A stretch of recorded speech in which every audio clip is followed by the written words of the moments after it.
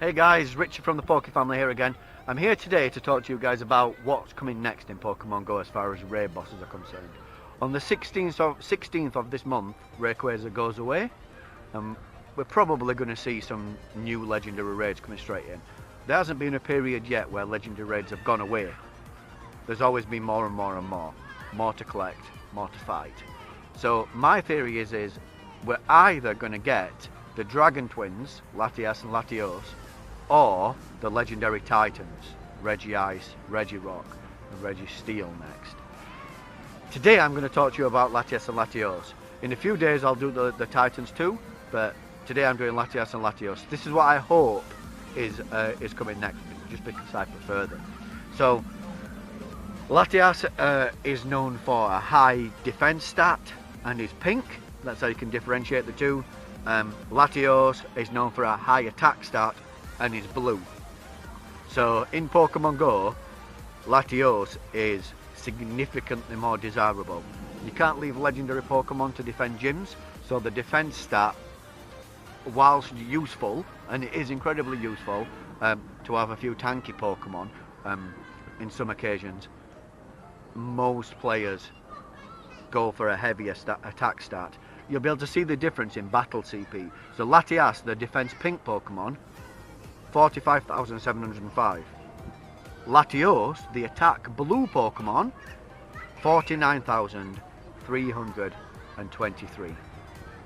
There's a major difference there, isn't there? And that's just because the attack stat is worth more as far as CP is concerned. Each stat in Pokemon Go ranges from, I'm guessing, 0 up to 300. I know when you IV check it's 1 to 15, but behind the scenes in the code it's 0 to 300. Mewtwo has a maximum attack stat.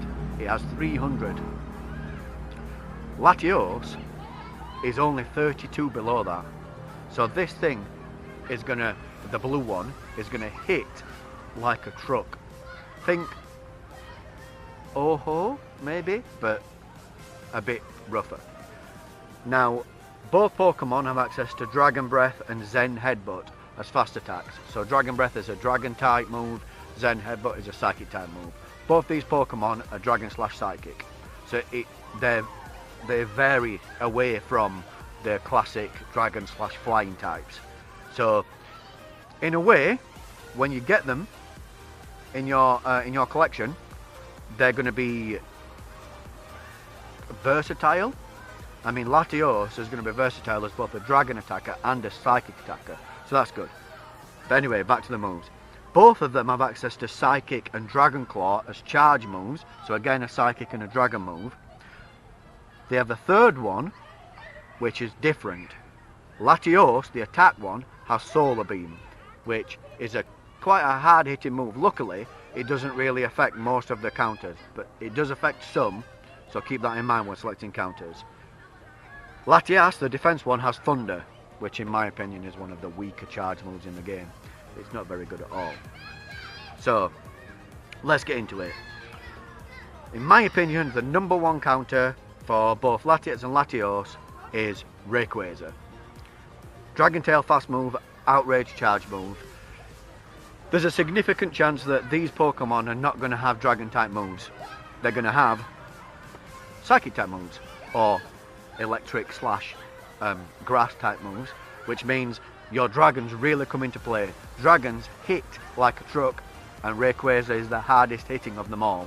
So Rayquaza, number one counter. I'm going to go down the list. They're not necessarily in order, but I've kind of ordered them. Next up, Dragonite. Again, with Dragon Tail and Outrage. This guy's been a hard hitter right from day one. He's always been a big hitter. He's always been a good all-round attacker. He's always been something that people use as reserve for raids. After that, we've got Salamence with Dragon Tail and Draco Meteor. I suppose you could go with Draco Meteor on Dragonite too, if you've got one from the community day. I'm not sure it'll make a huge amount of difference. Outrage, in some scenarios, out DPS's Draco Meteor, but I think the jury's still out on it. After that, we've got Tyranitar with Bite and Crunch. Dark moves, Latias and Latios being psychic types. If you're fighting Latios, however, and it has Solar Beam, watch out because that will chew through your Tyranitar. Tyranitar is a rock type, it's gonna go down. Mewtwo, Psycho Cut and Shadow Ball. I've put Psycho Cut because Mewtwo doesn't have good defense, doesn't have good hit points, and will go down quite quickly. I would pretty much always choose Psycho Cut over Confusion. Makes you able to dodge.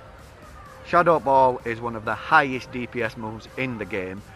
You won't get stab because Mewtwo's a pure psychic type, but it just does so much damage, and Mewtwo's damage output is immense. Though there's just no other choice, really.